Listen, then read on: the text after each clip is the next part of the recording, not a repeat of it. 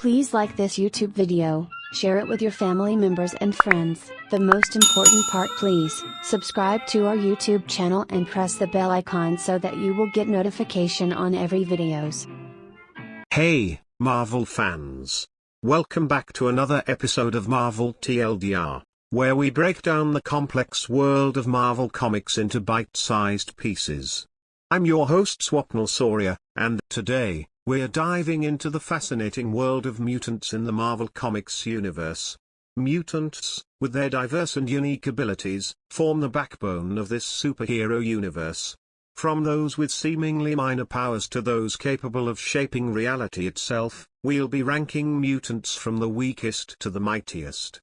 So, hit that subscribe button and ring the bell to stay updated on all things Marvel. Mutants come in all shapes and sizes, and their abilities vary widely. To help us understand their power levels, we'll categorize them into different tiers based on their overall strength. 100. Maggot. Hails from that miserable late 90s period when every new X-Man either A, had the same mutant power as a more famous X-Man except more extreme, or B, had a confusing mutant power that seemed to operate purely according to the whims of plot necessity, or C, had an absolutely ridiculous mutant power that wouldn't be useful ever for anyone. Maggot represents the latter in extremis. I quote directly from the Marvel Universe Wiki: a mutant possessing a sentient digestive system. With two slugs, Eenie and Meanie, that made up his digestive system. I rest my case. 99. X-Man/Nate Grey. Created out of the genetic material of Cyclops and Jean Grey in an alternate universe, the boy known as Nate Grey grew into a moody teenager who had incredible power matched only by his incredible angst. They say absolute power corrupts absolutely. Speaking as someone WHO collected 2 solid years of X-Man, I can also confirm that absolute power makes for zero drama. 98. Rachel Summers/Phoenix. The daughter of Cyclops and Jean Grey from an alternate future. General rule of thumb: anyone with the surname Grey or Summers who isn't Jean Grey or Scott Summers is probably a character with abstract powers and an incoherent backstory. 97. Pete Wisdom. A member of the British offshoot Team Excalibur. This character was created by the great Warren Ellis, so I have to assume that he did a lot of really cool things in comic books I never read. In the comics I did read, he had the incredible ability to shoot blades of energy out of his fingertips, which means he's like Gambit without playing cards, which means he is nothing. Also, money was left on the table by just calling him Pete Wisdom and not giving him a code name like Mr. Wisdom. Or maybe Wisdom because of the 90s. 96. Joseph, the Magneto clone. Clones, clear attempt to create a nice version of a totally badass character, 95. Dr. Cecilia Reyes. Hails from the same period as Maggot. Had an energy field over her body that protected her or whatever, and also she could use IT to attack people or whatever. Barely even wanted to be an X-Man, barely was. 94. Strong Guy. Was strong and was a guy, so he wins the prize for most accurate name and wins no other prizes ever. 93. Wild Child. Everyone loves Wolverine. Nobody loves Wolverine RIP offs, which hasn't stopped Marvel from chugging them out. I almost put Wild Child higher because later on he got renamed Weapon Omega, which is a pretty cool name.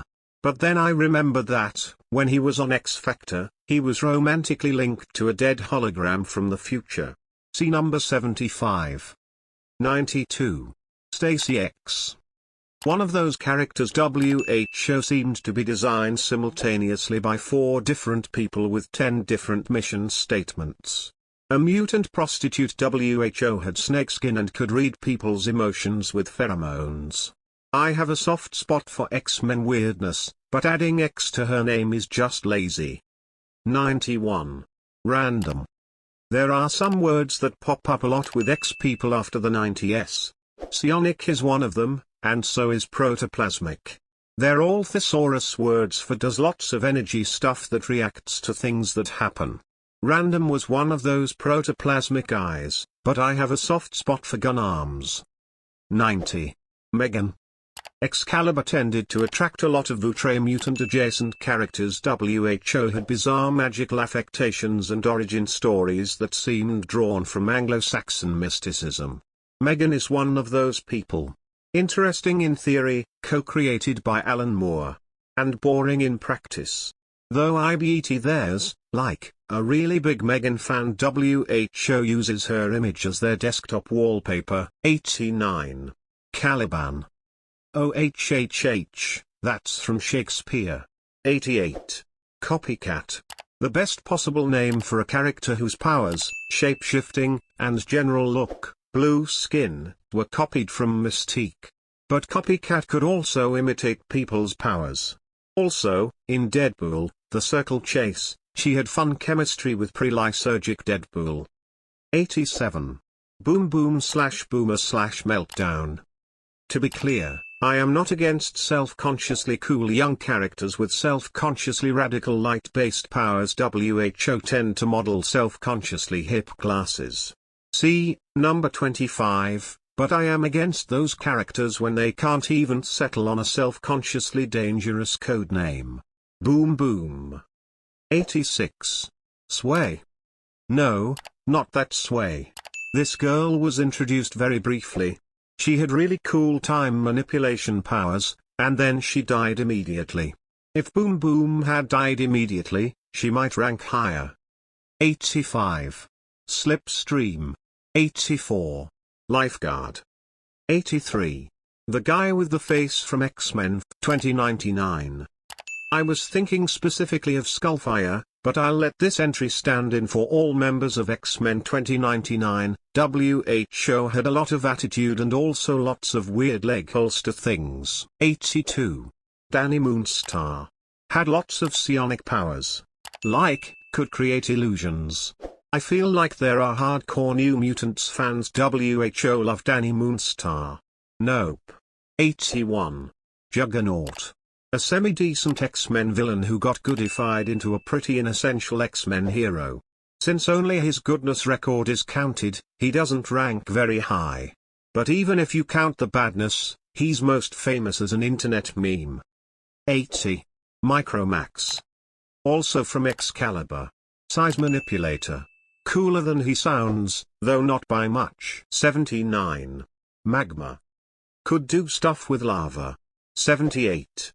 Mimic. The first new addition to the X-Men. Had the pretty cool ability to imitate other mutants, but specifically was often represented as imitating the powers of the original X-Men. Cyclops' red glasses, Angel's wings, Marvel Girl's telekinesis. A vision of R.I.P. offs to come. 77. Vulcan. Alias Gabriel Summers, warning sign. The long-lost brother of Cyclops had a million different superpowers and was raised in space and did lots of space stuff. I tend to be incredibly skeptical of any X-Men story that involves the words in space. 76. Petra. Had pretty awesome geomorphing powers, which allowed her to mold different types of Earth. Basically had the power to do from dust, which I realize is a reference no one will understand. Died the same day as Sway. 75. Shard. The aforementioned dead future hologram, Shard was Bishop's sister from the future. WHO romanced a knockoff Wolverine after she was already dead. Ranking her relatively high mainly because she looked cool. 74. Lady Mastermind. Like Mastermind, but a lady this time. 73. Hope Summers. A relatively recent addition to the time-hopping Summers family. Sort of vibes like yet another attempt to bring back Jean Grey without bringing back Jean Grey. 72. M/Penance.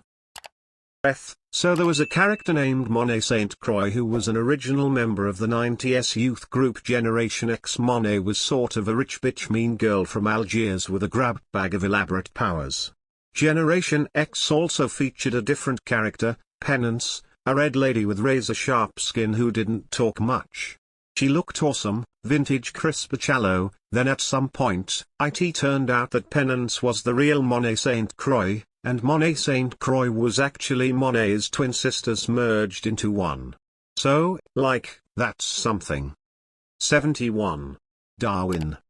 Cool powers, the ability to radically evolve to match whatever situation he finds himself in. Feels like a character with untapped potential. 70. X-23. Female, yay, clone, OOF, of Wolverine, was briefly my go-to character in Marvel vs. Capcom 3. 69. Widget. A wacky robot that turned out to be the alternate universe future version of Kitty Pryde. Twist. 68. Lockheed. Kitty Pryde Spec Dragon. Arguably not an actual X-Man, partially because he's a pet and partially because he doesn't even have an alternate universe future clone. 67. Polaris. Controlled metal, like her father Magneto. Was a woman, unlike Magneto. Had really cool green hair.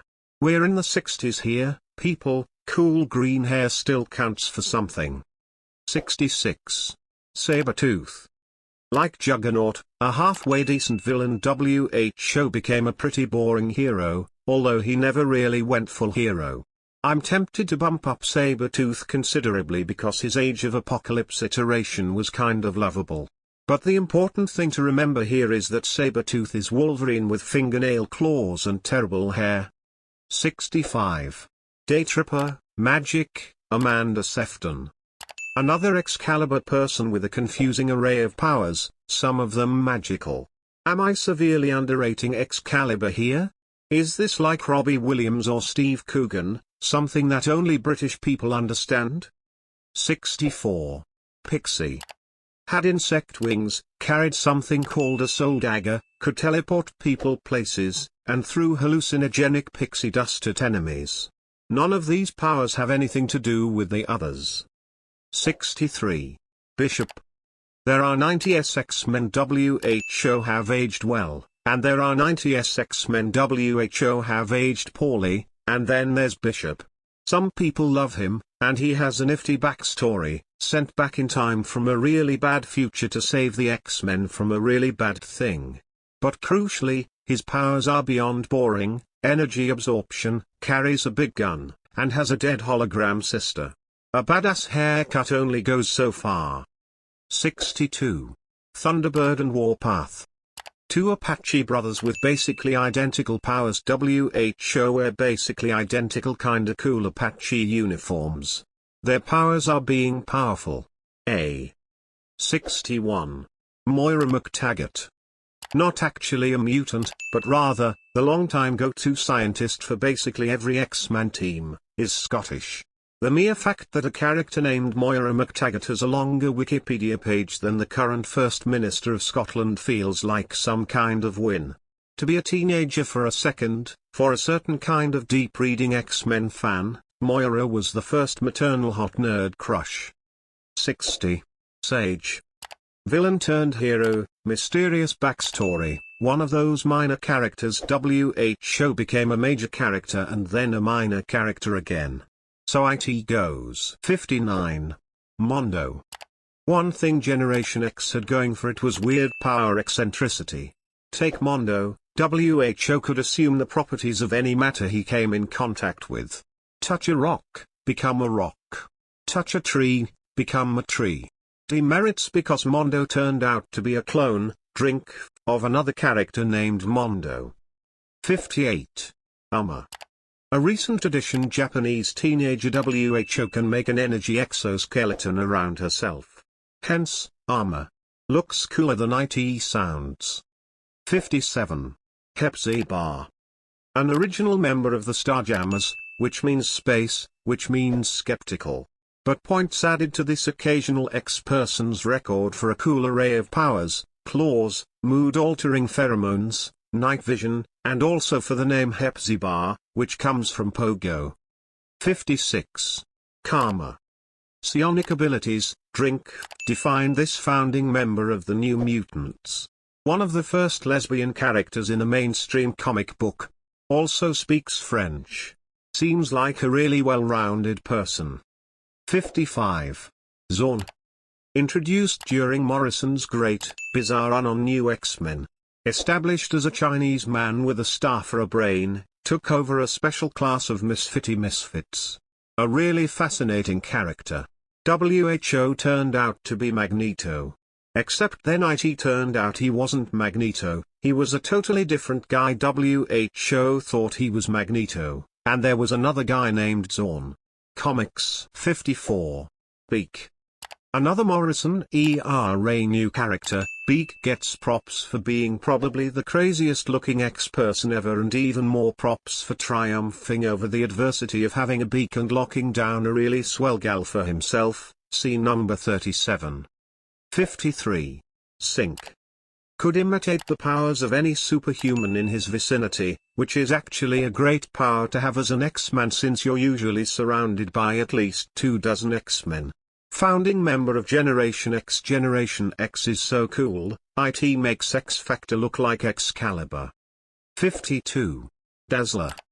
Not so much a character as a failed exercise in cross-promotion. Dazzler was a totally hip disco singer. WHO had really fab-like powers, the end result being that Dazzler's original appearance now is the comic book equivalent of watching Xanadu while slapping yourself in the face with the album cover of Staying Alive. Still, you have to admit, she was the 70s, even if she finally appeared in the 80s. 51. North Star. Member of Alpha Flight, the first gay superhero in mainstream comic books, boring powers, and kind of a prick but rather endearing all the same. 50. Wolfsbane. Wolf Lady. Scottish. Like feral except boring. 49. Banshee. Very cool wing cape, very good at using his sonic scream in interesting ways, very Irish. Slightly older than the other X-Men, and thus has a natural parent mode default. 48. Cypher, Doug Ramsey, Douglock, Warlock. Doug Ramsey was a milquetoast blonde kid with one of those powers that would actually be awesome in the real world but don't really contribute much to comic book land. He could understand all languages and decode all ciphers, hence his original code name. Then he died. Warlock was a completely different character, a techno-organic alien from whatever corner of the universe decided to spend the 80s creating techno-organic aliens. Then he died. Then Doug Ramsey and Warlock were double resurrected into a single life form, known as Douglock. Now they're separate again. If Shane Carruth ever makes a comic book movie, IT will probably be a lot like that. 47. Captain Britain. I debated even including Captain Britain since his status as an Excalibur member is a sort of minor part of his career. Has a great backstory, has a great costume, and never really added much to the X mythology. 46. Nocturne. Daughter of an alternate reality Nightcrawler and Scarlet Witch. Basically, a mashup of two completely different characters, which turns out isn't the worst idea. For reasons maybe my psychologist understands, I'm naturally inclined to give extra credit to blue characters with tails. 45. Bedlam. Has a sort of abstract power that allows him to cast a bio-EM field, which basically means he can use energy to do a lot of things. Knows karate. Was on X-Force. X-Force was the new hope to Generation X's Empire Strikes Back. 44. Phantom X. Another escapee from the program that created Wolverine. Like a lot of characters introduced in the Morrison era, Phantom X has powers that are uniquely precise, auto-hypnosis, and totally gross. He has 3 brains, models a retro cool white-on-white trenchcoat mask combo. If this were the 70s, Phantom X would already have his own TV show. 43. Richter. A key member of X-Force right when I was getting into X-Force. Creates earthquakes. Later became a detective. 42. Cannonball. X-Force's sometime leader had a ridiculous but kind of cool power that basically turned him into a human rocket. Or a human cannonball, I guess, if you want to be prosaic. There was a point in the mid-90s when he graduated to the X-Men, which is the first metaphor I ever experienced for being the top dog in school and then suddenly becoming the bottom of the barrel in real life. Often written with an annoying accent. 41. Sunfire. Was only really an X-Man for a hot second, but was a key figure in the reboot that transformed the X-Men from cute white kid academy to United Nations Diversity Club. Has fire powers, which look really cool in comic books. His costume sort of makes him look like a version of Aquaman from a world where all water is fire. Separate confession, I like Aquaman, too. 40. Angel, Archangel. Angel is a totally boring character with the real name Warren Worthington III. He was blonde, he was handsome, and he had pretty wings. Then Apocalypse gave him horrific robo-wings and made him the Angel of Death and also turned his skin blue. Drink. A key moment in the 80s era wave of turning heretofore boring nice characters into bleak and moody characters. Points were removed because lots of people can fly and most people don't need wings. 39. Maverick, Agent Zero. I barely remember what Maverick's power was, and he was more of an occasional ex-freelancer than an actual confirmed ex-person. Here's what I do remember about Maverick. In the 90s, pouches were cool and neon metallic surfaces were cool and elaborate guns were cool. Ding ding ding. 38. Forge. Built stuff, which was pretty cool if you were the kind of kid who thought Donatello was cool. Solid facial hair, great headband, robo-limb. 37. Angel Salvador. Warren Worthington III, Schmoren Schmerthington the Schmeared. Angel 2.0 was a teen girl with insect wings and a legitimately unsettling tendency to do insectal things like go into a cocoon and lay insect eggs. Currently has totally different powers, her left hand is Iceman and her right hand is Sunfire, basically. In a long-term loving relationship with baby daddy Beak, which proves that she's a perceptive gal capable of seeing a beautiful soul hiding behind a beak. 36. Domino. The definitive Rob Liefeld heroine, a tough chick with a big gun and skin-tight leather. Has luck powers, which is ridiculous, but also has a long-running romance/friendship/only person who really understands me but also we can't ever be together situation with Cable. The black circle over her left eye makes her arguably the easiest character to cosplay well. 35. Chamber. Has psionic powers. But unlike other people with psionic powers, Chamber's energy emerged one day and blew his mouth off. And most of his chest. He has no mouth. Just energy. Generation X. 34. Siren. Daughter of Banshee, which basically means she's a younger female Banshee. Raised by a bad guy, had a legit unsettling kinda romance with Deadpool. Recently developed a lot of magical powers. Has red hair, always a huge plus on the page. Should be played by Saoirse Ronan if there is ever an X-Force movie. 33. Ilyana Rasputin, Dark Child. Colossus' sister, is raised in a corner of Limbo where little girls learn how to use swords and turn into horned monstrosities.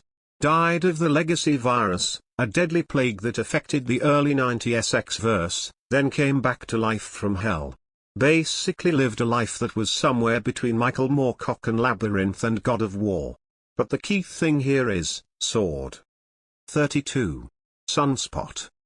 Basically Sunfire, except I had him as an action figure. 31. Longshot. There's a special kind of comic book character who has an incredible amount of potential that never gets tapped, but the mere promise of that potential makes them fascinating. Hugh Longshot, a revolutionary from a dystopian netherworld that's basically Running Man beyond Thunderdome. Engineered to be a slave, became a revolutionary, has good luck powers that actually kind of make sense. Then he became an X-Man and mostly stopped being interesting for decades thereafter.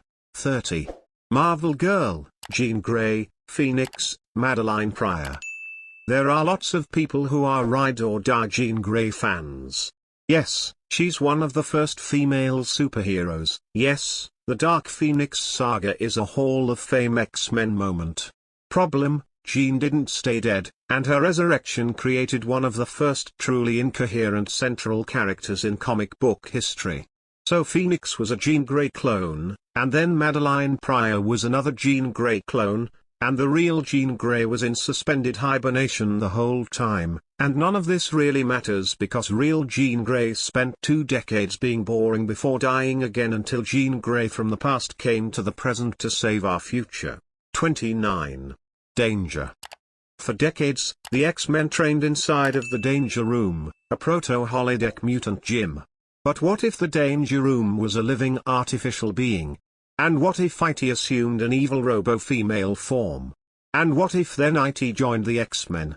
Created by Joss Whedon and John Cassidy during their run on Astonishing X-Men, feels like a character WH'll get more important in years to come. 28. The Stepford Cuckoos. Cruel mean girl quintuplets with Philadelphia story-worthy names, Celeste, Esme, Irma, Phoebe, Sophie. Share a hive mind, which allows them to perform all manner of freaky brain-related actions. Retroactively revealed as clone daughter sisters of Emma Frost. Basically seem like evil Hitlerette-style fascists, which makes their general heroism surprisingly endearing. 27. Iceman. I prefer earlier funnier Bobby Drake. But a good demonstration that simple powers are often better. 26. Feral. I have a weird soft spot for Feral, who is like Wolfsbane except American and also frequently prone to unleashing the beast within. You could argue that she's another Wolverine variation, but she gets at the core of what makes Wolverine interesting in a way that the other variations don't, the idea that being a mutant can be a tantalizing, addictive expression of pure ID. Was on X-Force. I never realized how much I loved X-Force until today. 25. Jubilee. Dazzler for the 90s, which is to say, is a much cooler version of Dazzler. I think she's a vampire now.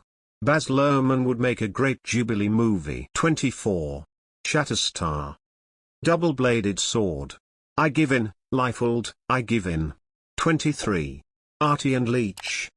An essential weirdo pair with ties to Generation X and the Future Foundation, which is basically Generation X mixed with Jack Kirby and Roy Lichtenstein. Great small-scale powers, Leech takes other people's abilities away from them, while Artie communicates by projecting telepathic holograms.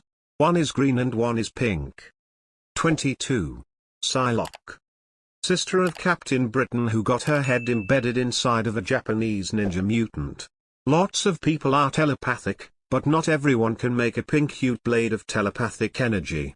I realize that Psylocke is the very definition of a 12-year-old male fantasy, and I don't care. 21. Legion. The rare cosmic-powered character whose story ARC actually feels cosmic, Legion was the son of Professor X. WHO basically had the power to destroy and recreate the universe. Naturally, he went crazy, with various multiple personality disorders all circling a god complex. Went back in time and tried to kill Magneto, and then accidentally killed his own father, creating the best alternate reality ever, Age of Apocalypse. Somehow managed to reappear, had lots of freaky adventures, and ultimately erased himself from reality. Again.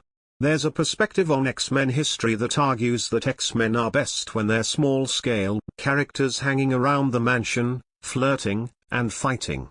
Legion is a powerful counter-argument in the other direction. 20. Magneto. I'm not counting the times when Magneto has short-term joined the X-Men, due to an enemy of my enemy situation or because the market dictated a necessity for nice Magneto. No, I'm only considering the 4 months in the 90s when Age of Apocalypse was happening, and alternate reality Magneto led the X-Men. Alternate reality Magneto was a noble revolutionary, a family man, married to Rogue, a basically not great guy devoted to a good cause because a much better man than him died for his sins. And unlike other characters on this list, Magneto had a complete story. ARC 19. Marrow. Pulls bones out of her body, and turns them into weapons. Superhero body horror at its finest.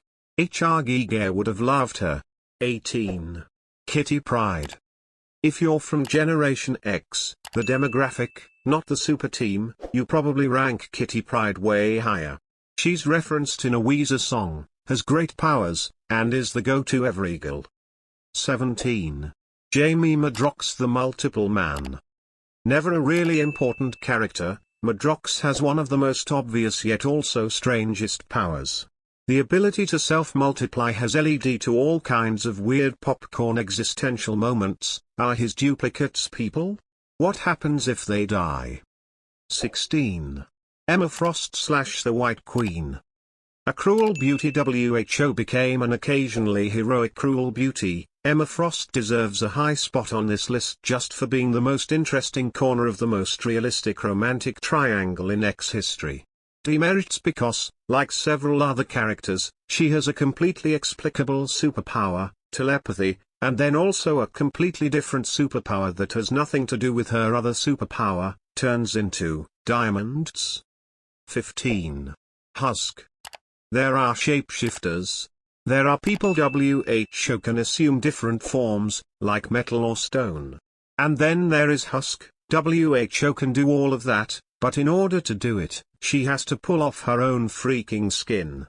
Probably can't ever be in the movies, because any scene involving her husking would be the most disgusting scene in a superhero movie ever. So cool. 14. Mystique. Is she an X-Man? The movies argue yes, the comic books argue occasionally, the grand sweep of comics history would argue no, she's a villain. I'm adding her because the very paradox of Mystique is that she's impossible to pin down. She's an ageless immortal and rebel, she's a maternal influence on multiple top-tier characters but also gets cast as a seductress. Mostly I'm adding her because of X-Men Unlimited number 14, when you find out that A, she's Nightcrawler's mom, and B, to protect herself, she threw him in the river. And because Get Mystique is one of the best Wolverine stories ever. 13. Professor X. The best thing about Charles Xavier is that he's not Patrick Stewart. On the page, Professor X has a serious god complex and gets his X-Men into trouble as often as not. He's more Kirk than Picard, an authority figure. WHO can make rash decisions. Also, he married a space empress. 12. Havoc. Probably the least explicable character in my top 20. Except that I'm a younger brother, and so is Alex Summers, always in the shadow of Big Brother Cyclops. His ridiculous costume only makes him more endearing. 11. Colossus. Super strong Russian who is variously lovable, brooding, or lovably brooding. The sound of my youth is the sound of Colossus going oh ah ah ah ah in the X-Men arcade game. 10. Blink. A great visual creation by Joe Moderera, Blink died the first time she appeared and yet lives on. Deserves a high spot on this list just for her time in Age of Apocalypse, where she sort of looked like a badass fairy warrior empress from the forest. Has one of the best power riffs. She can teleport, but only by opening up portals, and those portals are pink. 9. Deadpool. Serious question, is Deadpool really an X-Man? Serious answer, boom. Maybe the greatest comic book character who is absolutely inexplicable to anyone who has never read comics. He's like an artisanal comic book character. WHO breaks the fourth wall. And is actually funny. 8. Gambit. There is Gambit hate in the world. He is the 90s vision of cool. He wears a trench coat over a purple outfit, he speaks in Cajun slang. I'm guessing there's a certain Age of X fan for whom Gambit is the jump the shark moment for the whole X series. He has the power of hypnotic charm, which vibes all kinds of wrong nowadays. Fair enough, but disagree. He throws playing cards that explode, which is a goofy power, but unlike so many other self-consciously cool characters, Gambit's not a dark and gritty guy. His fundamental tone is SLY wink. The ideal Gambit movie would be Rounders with explosions. 7. Beast. Brilliant scientist, tortured by his own brilliance, prone to experimenting on himself. A voice of reason who is frequently unreasonable. He's like Spock and McCoy combined together, except with blue fur. 6. Cable. I've made some mirth on this list about far future alternate reality dystopia clones and the all-powerful surprise twist children of other X-Men. WHO love them. And Cable is all that and more. Raised in a far far future where the apocalypse was caused by Apocalypse, sent back in time, originally a Terminator ripoff and then a John Connor ripoff. All this and more, and yet brilliance. Tougher than the other iconic X-Team leaders but also sadder, a lonely future man who seems to have lived even more lifetimes than his timeline hopping would allow. A cyborg arm is actually a virus that always threatens to kill him. Also, nothing wrong with a big gun. 5. Nightcrawler. The single coolest looking X-Man ever. There is no comparison. There is no close second, only distant thirds. Also, Kurt Wagner might be the best real name in comic books. 5. Namor. Few Marvel fans really bother to think of Namor as a mutant, but it's true nonetheless. His powers are greatly enhanced when underwater, but he's no slouch when it comes to ground-based assaults. A key signature ability is his immense super strength, which is easily on par, if not superior, with Colossus. In fact, Namor has thrown down with some of Marvel's most powerful characters, not the least of which is the Hulk, who he managed to give a decent thrashing. Though it's debatable whether he could beat him in a prolonged fight, that's definite bragging rights. 4. Rogue. She's been a young villain ingenue and a flowing hair babe with a gambit fixation, but there's always something fundamentally sad and fascinating about Rogue. Her superpower is tragic at the level of great science fiction. If she touches anyone, she absorbs their powers, their memories, and their whole life. Touch them too long and they die. Rogue is how you teach kids about melancholy. 3. Storm. And Storm is how you teach kids about awesome. 2. Cyclops. There is Cyclops hate in the world because we are all children. Cyclops had to play the straight man for decades, but even Chris Claremont let you see how the X-Men's longtime leader was only barely keeping it together. The ruby quartz that covers his eyes was a symbol. Man, there was that great moment in nearly every X story when the bad guy would pull off his visor, and then pure destruction would unleash from his eyes. In 2000, Marsden played Cyclops on screen as a sixth wheel. But just 1 year later, Grant Morrison started his run, which ever so carefully let Cyclops' repressed ID play out on the page.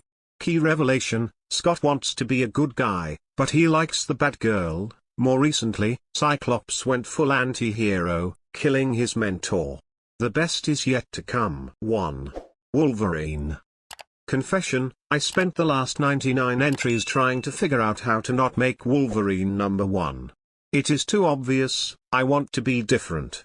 But the man called Logan reflects everything I love about the X-Men, and about comic books as a whole. Built on a grab bag of personality traits and powers that feel assembled by accident, claws, healing factor, amnesia, Canadianness, Wolverine has been variously presented as a scuzzy uncle and a heartless romantic, a man without a past and an immortal icon existing throughout time. He's a bar-fight samurai, hilarious comic relief and slash, or a bruised leader dripping with gravitas. He can be self-consciously cool, a fifth grader's idea of a grown-up, but he can also be a tragic figure, his own worst enemy. He is every X-Man, every cool and stupid power, every goofy backstory and time-tossed retcon, every death, and every dark future. Wolverine is all things. Even maggot. And finally, Zero. Apocalypse. Ensa Bakner, later known as Apocalypse, is the first mutant, born thousands of years ago in ancient Egypt. As an immortal, he has total control over the molecules in his body, allowing him to alter his form as he sees fit.